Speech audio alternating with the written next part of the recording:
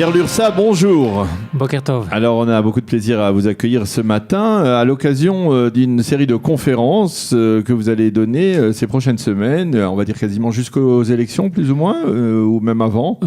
Un petit peu pas avant. Tout à fait jusqu'aux élections. Mais en tout cas, c'est une série de conférences qui sera consacrée aux élections, au système électoral en Israël, en fait, tout savoir sur ces élections qui se profilent à l'horizon le 9 avril prochain.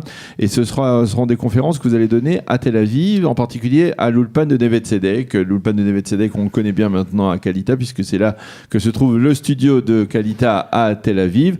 Alors, vous pouvez nous déflorer un peu, nous donner un peu le plan de vos conférences pour nos auditeurs. Oui, alors comme vous l'avez dit, l'objectif c'est de faire connaître un petit peu mieux la politique israélienne aux Français francophones de Tel Aviv, dont certains sont des nouveaux immigrants de fraîche date et d'autres un petit peu plus anciens. Mais malgré tout, c'est vrai que la politique israélienne, c'est pas un sujet toujours très facile à aborder. Ouais. Vu de loin, on a toujours l'impression que c'est un petit peu une foire d'empoigne et on ne saisit pas toujours les nuances idéologiques entre les différents courants.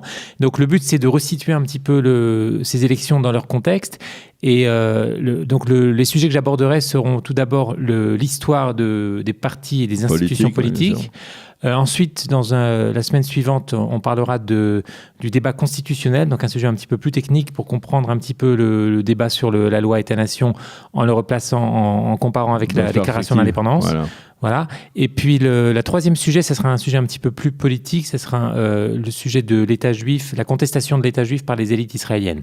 Donc là, ça sera pour le coup un sujet un petit peu plus, je dirais, plus orienté politiquement. Même si effectivement, il faut bien avouer, et là je fais appel à vos talents d'observateurs politiques, cette campagne électorale, jusqu'à présent, on n'a pas l'impression qu'elle débat de grands thèmes, de grands sujets importants comme le processus de paix, comme la menace iranienne, comme on va dire justement la loi sur l'État-nation. On a l'impression qu'on parle surtout et avant tout ou de Binyamin Netanyahou ou de Benny Gantz, mais pas véritablement de contenu.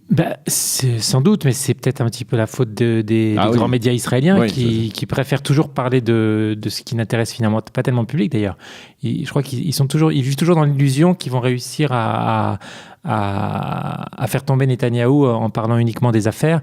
Et je crois que le public israélien, lui, il est beaucoup plus mûr que ça, et en tout cas dans sa majorité. Et effectivement, c'est dommage qu'on ne parle pas plus des grands sujets. Mais bon, on en parle toujours un petit peu entre les lignes, et puis on en a quand même beaucoup parlé ces derniers mois. Donc finalement, la campagne, elle a commencé déjà bien longtemps, il y a plusieurs mois. Elle a commencé peut-être justement au moment de la loi sur l'État-nation. C'était peut-être déjà le début de la campagne électorale, ou d'une pré-campagne électorale. Mais effectivement, l'intérêt, c'est de parler des vrais sujets, de voir quels sont les vrais sujets idéologiques, parce qu'au-delà des conflits de personnes, s'il y a par exemple autant de petits partis à droite et d'ailleurs aussi à gauche ou au centre, c'est pas seulement pour des raisons de personnes, c'est aussi parce qu'il y a malgré tout des clivages idéologiques. J'entendais ce matin Haggai Segal sur Galei Tzahal qui disait qu'il fallait une union de tous les petits partis de droite et on sent bien qu'il y a des résistances parce que tout le monde n'a pas envie de s'allier avec Itamar Ben-Gvir, donc il y a vraiment des raisons idéologiques. On en parlait il y a quelques instants avec Raïm Amselem aussi, parce qu'au parti The également où il y a c'est-à-dire il faut des jeux d'alliance pour essayer de passer à coup sûr au-dessus du seuil d'éligibilité. Mais c'est vrai que vu de loin, on a du mal à comprendre finalement qu'est-ce qui sépare tous ces petits partis de la droite entre Otzma. Quelle différence y a-t-il véritablement entre Kulanu, Avigdor Lieberman, le foyer juif, Union nationale?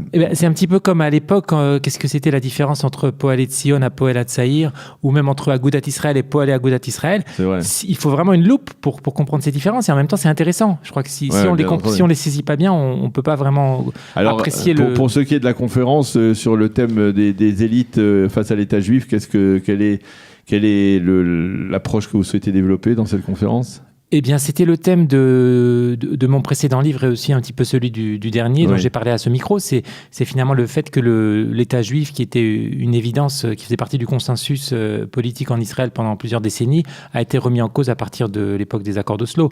Et donc, ce qu'on a vu l'été dernier, la contestation de la loi sur l'État juif, c'est... À cause des accords d'Oslo ou alors à cause de Aaron Barak et Les deux, finalement, c'est la même époque d'ailleurs. C'est la même époque. C'est les années 90. C'est l'idéologie post-sioniste qui triomphe à la fois politiquement et aussi dans le système judiciaire, bien sûr. Bien sûr, il y a un lien étroit entre les deux choses.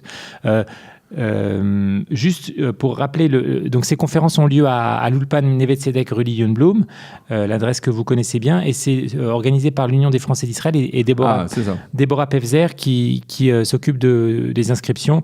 Donc il faut s'inscrire. Il faut s'inscrire à l'avance, oui. Absolument. Il faut s'inscrire, et c'est quand alors les conférences? Donc à partir de ce dimanche soir à 20h et les 2 dimanches qui suivent. Donc 3 dimanches de suite. 3 conférences, 3 dimanches de suite à 20h à le plan de Neve Tzedek, Rehov Lilienblum. Et donc il faut contacter Déborah Pevzer pour s'inscrire. On peut donner le téléphone comment la contacter? J'ai pas le téléphone sur moi, mais on peut le trouver facilement ou le demander à à Kalita. À Kalita, voilà, très bien. Eh bien, oui, effectivement, puisque maintenant nous sommes dans les mêmes locaux à Tel Aviv. Merci beaucoup, Pierre Lursa, d'être venu nous présenter cette série de conférences que vous allez donner au cours des prochaines semaines, donc autour de la campagne électorale, autour des élections pour la 21e Knesset. Merci d'avoir été avec nous et bonne journée. Merci à vous.